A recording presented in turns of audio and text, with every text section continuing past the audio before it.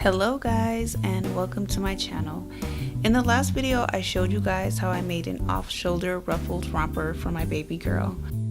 In this video I'll be showing you how I made this distressed denim jogger romper with straps, so if you're interested in how I achieved this look, please stay tuned.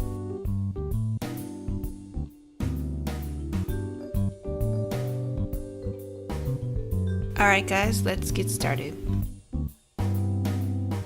I have about a yard of this light denim fabric, a pair of jogger pants, and a t-shirt, along with some craft paper to trace for the pattern. I fold the pants to the front and trace, then fold to the back and trace.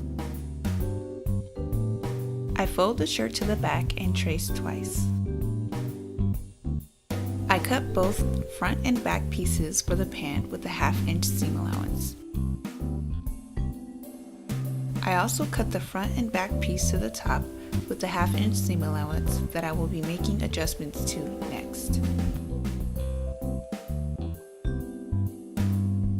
I start making my adjustments to the front piece pattern by measuring down 2 inches from the seam allowance and marking at that point. Then I measure the length of the shoulder and measure a 1/2 inch from the 2 inch mark.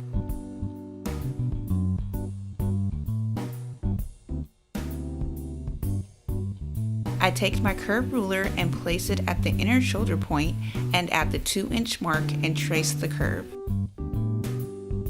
Next I measure 1.5 inches down along the curve.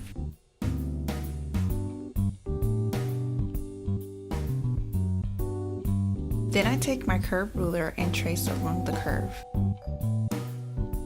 I take the back piece and measure 6 inches down from the seam allowance and mark at that point. Then measure 1.5 inches down and mark at that point. I follow the same steps to make the curve adjustments as I did for the front piece, tracing the curve from the inner shoulder point, then marking the 1.5 inch along the curve, then tracing the curve from the outer shoulder point.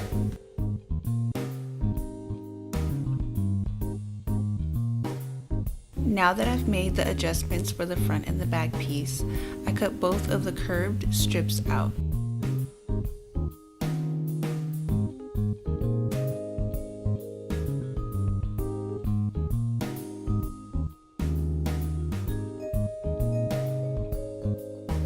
After cutting the strips, I grab my craft paper and trace them over again.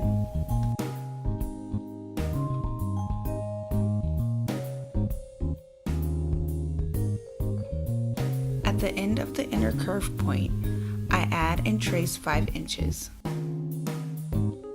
Then I measure 1.5 inches over and trace down, connecting the end of the outer curve point. I add a 1/2 inch seam allowance on both sides, then trace and cut.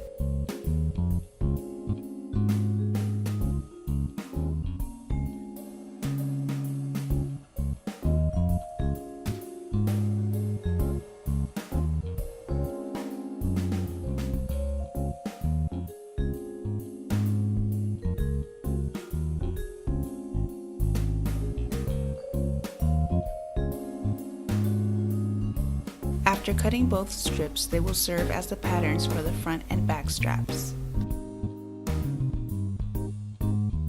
I take my front and back top pieces and add just enough craft paper by taping along the curve to add a 1/2 inch seam allowance.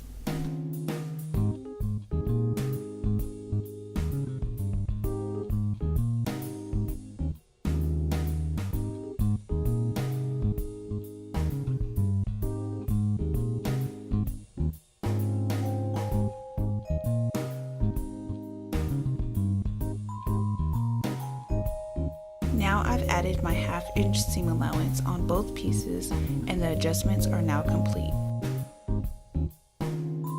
After cutting all my patterns, I cut them onto the fabric, which gives me one front and back piece that have been cut on a fold, 2 strap pieces each for the front and back that have also been cut on a fold, 2 pieces each of the front and back bottom pieces, And I also cut out 4 pant pocket pieces, 2 sides opposite of the other, and a pocket piece for the top as well. I grabbed the pocket, which is 4.5 by 4.5 inches, with an inch cut off on both bottom corners. I flip the pocket over, then fold down 1/2 inch at the top and press. Then I sew straight down.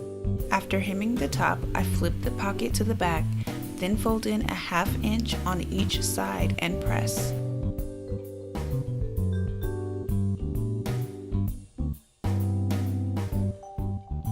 After pressing the pocket, I grab the front top piece and place the pocket on the upper right side. I position it to my liking and pin it in place. Then I sew around the edge of the pocket. Here's what that looks like after it's been complete. I overlock stitch the raw ends of the armhole and fold in 1/2 inch and sew along the curve. And here are the hemmed armholes.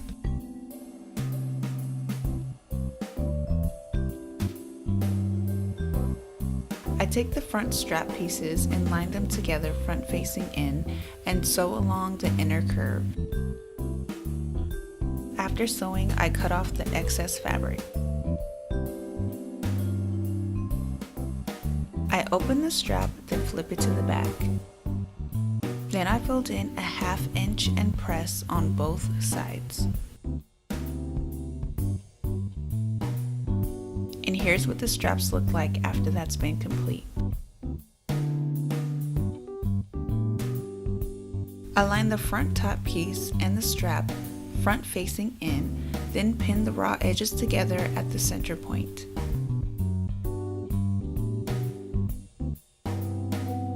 I continue pinning on both sides along the neckline.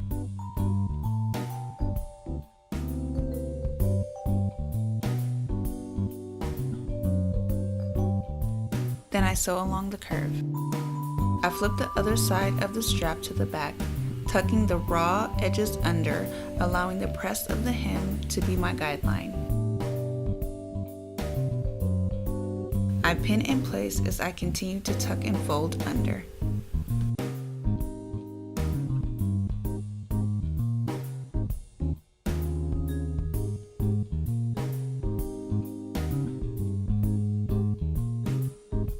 I also tuck in the top end of the armhole. Here's what I have after folding in the hem and pinning to the end of the straps.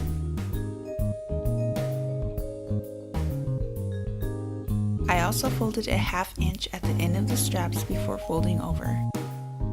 Now I'm going to sew along the edge of the outer curve, then straight across, then the edge of the inner curve, and then straight across. And here is what the front of the top looks like after the strap's been sewn on. And here's what it looks like on the inside. I take the front of the top and the back of the top, which I've already attached the strap following the same steps. I line them together front facing in, then sew down the sides. Now the top half of the romper is complete, so I'll set that aside. I take the 2 front bottom pieces and lay them front facing up. I measure and place the pockets front facing down 2 inches down from each side and pin in place.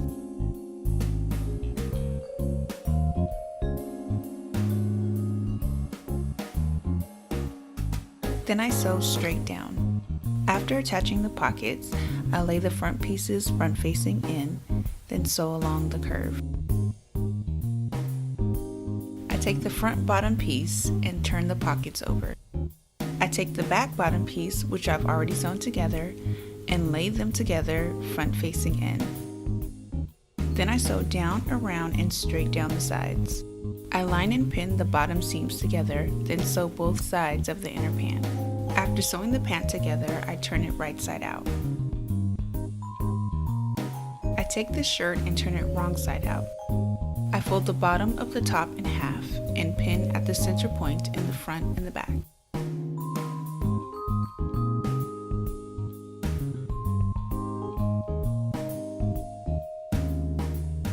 I turn the top upside down, then pull the pants through, lining the raw edges together. I pin the side seams and the center points together, making sure the front of the top and the front of the pants are lined together, front facing in. Then I sew all the way around the center. After sewing around the center, I sew around again at the end of the raw edge onto the top of the romper. After sewing around, I leave about an inch opening for the elastic. I use the measurement of my daughter's waist for the elastic. Then I take a safety pin and attach it to one end of the elastic. I push the safety pin and the elastic through the opening. Then I continue to push and pull until I get to the opening on the other side.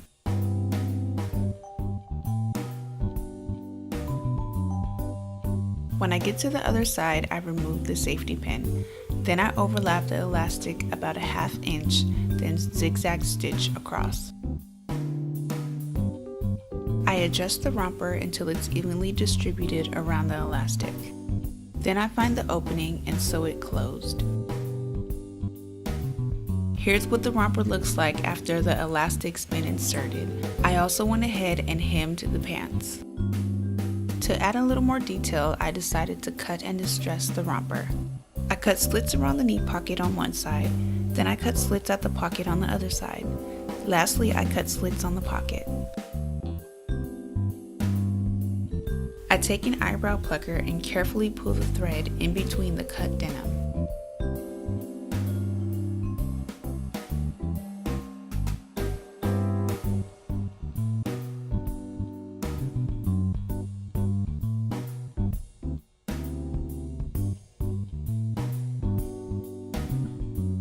I continue to pull the thread in the pocket and knee area.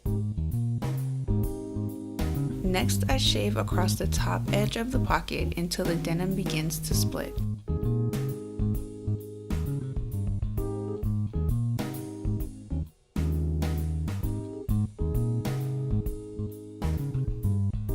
After washing and drying the romper, the distressed details come out perfect.